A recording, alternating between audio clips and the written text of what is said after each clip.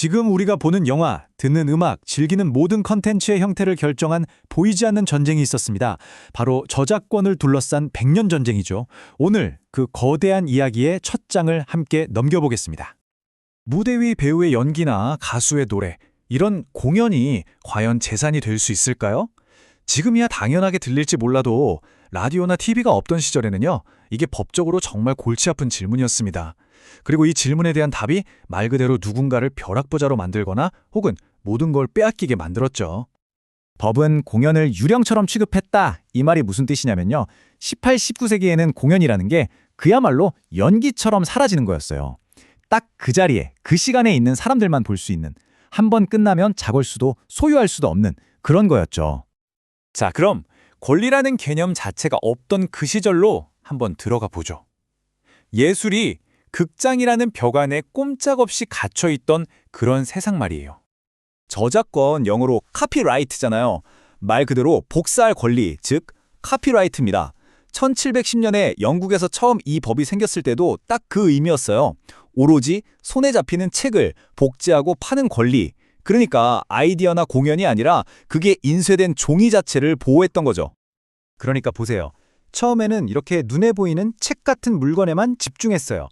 그런데 기술이 발전하면서 라디오 같은 게 나오니까 이제 눈에 보이지 않는 방송이라는 게 중요해진 거죠. 보호의 대상이 물리적인 것에서 무형의 표현으로 넘어가는 바로 이 지점. 이게 오늘 우리가 따라갈 이야기의 가장 중요한 흐름이라고 할 수 있습니다. 이런 시스템이다 보니까 창작자들 앞에는 두 종류의 거대한 적이 나타납니다. 하나는 모든 걸 통제하려는 강력한 플랫폼이었고, 다른 하나는 그냥 대놓고 작품을 훔쳐가는 해적들이었죠. 이게 얼마나 말이 안 됐냐면요. 몇 세기 동안 작가들은 자기 희곡의 주인이 아니었어요. 찰스 2세가 런던의 딱 2개 극장에만 공연 독점권을 줘버렸거든요. 그러니까 작가가 아무리 대단한 작품을 써도 그 극장주 허락 없이는 공연을 못하는 거예요. 심지어 며칠 공연하고 나면 그 대본은 그냥 극장 소유가 되어버렸죠. 아이디어가 극장이라는 건물에 완전히 종속된 셈입니다. 해적 문제는 찰스 디킨스 사례를 보면 정말 기가 막힙니다. 당시에 미국에서 디킨스는 거의 아이돌급 인기였어요. 책이 나오는 족족 불티나게 팔려나갔죠. 그런데 그가 미국에서 번 돈이 얼마인지 아세요? 0달러, 단 한 푼도 못 받았어요. 왜냐? 당시 미국 법이 외국 작가의 저작권은 보호해주지 않았거든요. 그냥 대놓고 훔쳐간 거죠.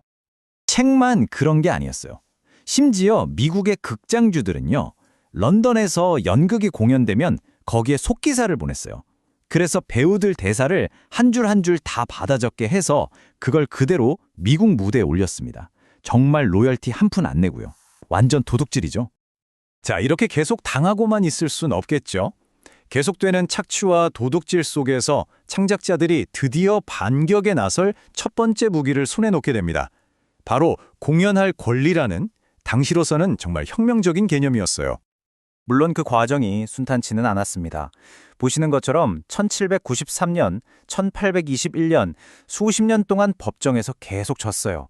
하지만 작가들이 포기하지 않고 계속 목소리를 냈고 시장 상황도 변하면서 마침내 1833년 영국 의회가 움직이기 시작합니다. 이때 통과된 법이 바로 독점적 공연권입니다. 이게 왜 중요하냐면요. 처음으로 책을 인쇄하는 행위랑 무대에서 공연하는 행위가 법적으로 다른 권리라고 인정한 거예요. 다시 말해 공연 그 자체가 보호받아야 할 재산이라는 개념이 역사상 처음으로 생긴 거죠. 정말 엄청난 전환점이었습니다.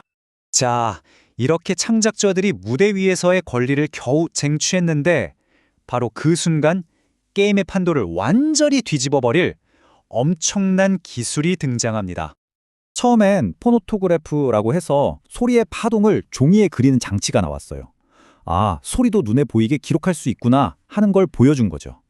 그러다가 1877년에 에디슨이 축음기를 발명하면서 이야기가 완전히 달라집니다. 소리를 기록하는 걸 넘어서 그걸 다시 재생할 수 있게 된 거예요. 그토록 붙잡고 싶었던 공연이라는 유령을 이제 왁스통 안에 가두고 복제해서 팔 수 있게 된 거죠. 이 기술 하나가 법을 완전히 혼란에 빠뜨렸어요. 자, 여러분이 판사라고 생각해 보세요. 가게에서 축음기로 음반을 트는 건 공연을 하는 걸까요? 아니면 그냥 사온 복제물을 재생하는 걸까요? 이 애매한 질문 때문에 법원은 수십 년 동안 골머리를 앓아야 했습니다. 기술이 법을 한참 앞서간 거죠. 기술 발전으로 이제 세상은 점점 더 좁아지고 있었어요. 그러니 창작자의 권리를 지키는 문제도 더 이상 한 나라 안의 문제가 아니게 됐죠. 싸움의 무대가 전 세계로 확장된 겁니다. 그래서 국제적인 약속이 필요해졌고 동시에 또 다른 거대한 폭풍이 몰려오고 있었죠. 그 결과물이 바로 1886년의 베른 협약입니다. 핵심은 두 가지예요. 첫째, 내국민 대우. 예를 들어 영국 작가가 프랑스에 가도 프랑스 작가랑 똑같이 보호해준다는 거죠. 둘째, 자동 보호. 굳이 어디에 등록하지 않아도 창작하는 순간 저작권이 생긴다는 겁니다. 이게 바로 지금 우리가 아는 국제 저작권 시스템의 뼈대가 된 정말 역사적인 합의였습니다. 정리해보면 19세기 동안 정말 치열하게 싸워서 공연이라는 행위 자체에 법적인 울타리를 치는데 성공했어요.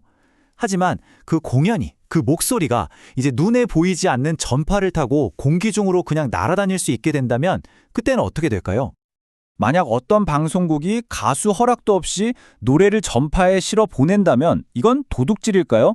아니면 모두의 것인 공공자원을 그냥 자유롭게 사용하는 걸까요?